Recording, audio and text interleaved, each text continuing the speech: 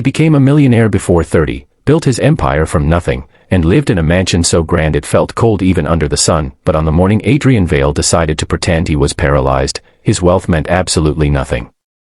The accident was staged with surgical precision: a rented wheelchair, a medical neck brace, falsified reports prepared by his private doctor under strict confidentiality, and a single goal burning in his chest: discover whether the woman he loved him or the life he provided.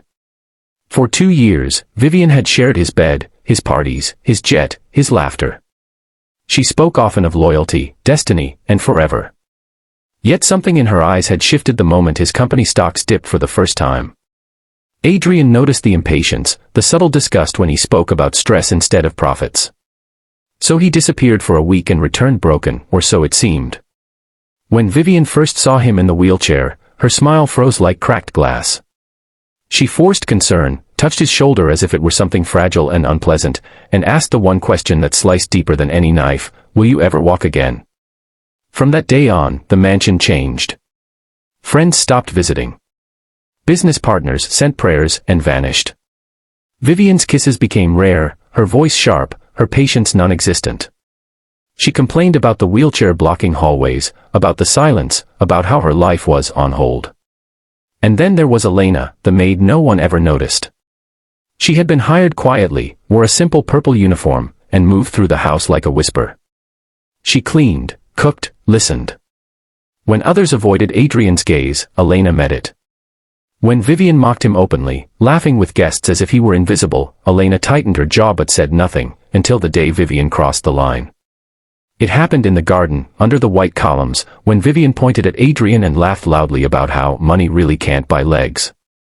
The words echoed, cruel and sharp, and before Adrian could even process the humiliation, Elena stepped forward and said, her voice steady but trembling with restrained fire, "Stop mocking him."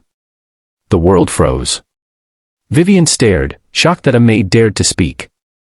Adrian looked up, stunned, not by pity, but by dignity. From that moment on, Elena became his shadow. She wheeled him through the gardens every morning, spoke to him like a man, not a burden, and never once asked what he had lost, only what he still dreamed of. She read to him at night when insomnia hit, shared stories of her childhood struggles, laughed softly at his dry humor, and when he confessed that the silence sometimes hurt more than any injury, she replied, "Then let's break it together." Weeks turned into months. Vivian grew colder, more vicious, more distant, eventually staying out late, openly flirting, counting the days until she could escape what she now called a prison. Elena, meanwhile, refused extra pay, refused gifts, refused even praise. When Adrian once asked why she treated him so kindly, she answered simply, "Because you're still you." That night, Adrian cried alone in his room, realizing that the test he designed to expose greed had uncovered something far rarer: love without condition. The final act came quietly. Vivian announced she was leaving, citing incompatibility, demanding a settlement for her emotional suffering.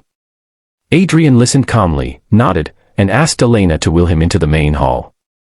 There, in front of Vivian, the lawyer, and a few stunned staff members, Adrian stood up. The wheelchair rolled back. The brace came off. The truth dropped like thunder. Vivian's face drained of color as realization crashed down on her. She screamed, accused, begged, but it was too late. Adrian's voice was calm, controlled, and final. He told her she failed the only test that mattered.